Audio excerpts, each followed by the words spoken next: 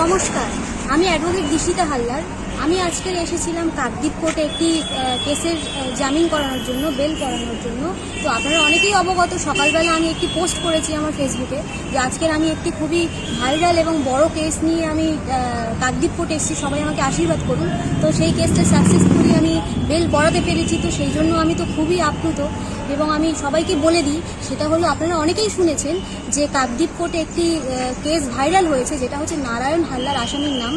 আমাদের কালী মায়ের মূর্তির মাথাটা মানে ধর থেকে তাকে আলাদা করে ফেলে দেওয়া হয়েছে এবং মাটিতে পুঁতে দেওয়া হয়েছে। তো সেই নিয়ে সেই ছেলেটি হিন্দুর ছেলে নারায়ণ হালদার, যে কিনা খুবই গরিবের ছেলে, সে কিন্তু ঘটনাটা ঘটায়নি, ঘটিয়েছে অন্য সবাই। কিন্তু সে যেহেতু গরিবের ছেলে, তার জন্য তার নামে মিথ্যেভাবে তাকে দোষ দিয়ে তাকে ফাঁসিয়ে দেওয়া হয়েছে। এফআইআরে কারোর নাম ছিল না, তাও পুলিশ তাদের ইচ্ছা মতন করে ইনভেস্টিগেশন করে সে গরিবের ছেলে বলে তাকে ফাঁসিয়ে দিয়ে তাকে ঢুকিয়ে দিয়েছে জেলে।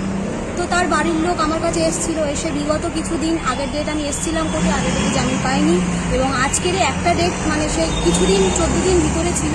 তারপরে আমি বাড়ির লোককে আশ্বাস দিয়েছিলাম যে অবশ্যই আমি পরের ডেটে করে দেব, এবং সেই কথা মতো আজকের ডেটে আমি সব কিছু করে থানা পুলিশ সব কিছু সামলে এবং কোর্টে এসে আজকের তাকে আমি জামিন করাতে পেরেছি এবং একটি নির্দোষ ছেলেকে একদমই তাকে আমি জামিনে মুক্ত করতে পেরেছি। তো সেই জন্য আমি সবাইকে অসংখ্য ধন্যবাদ জানাতে চাই যে আপনারা সবাই আমার পাশে ছিলেন, সবাই আমাকে আশীর্বাদ করেছিলেন।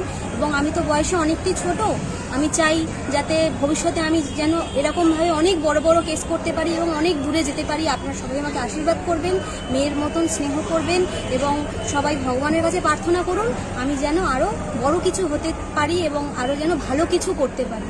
ধন্যবাদ সবাইকে, ভালো থাকবেন।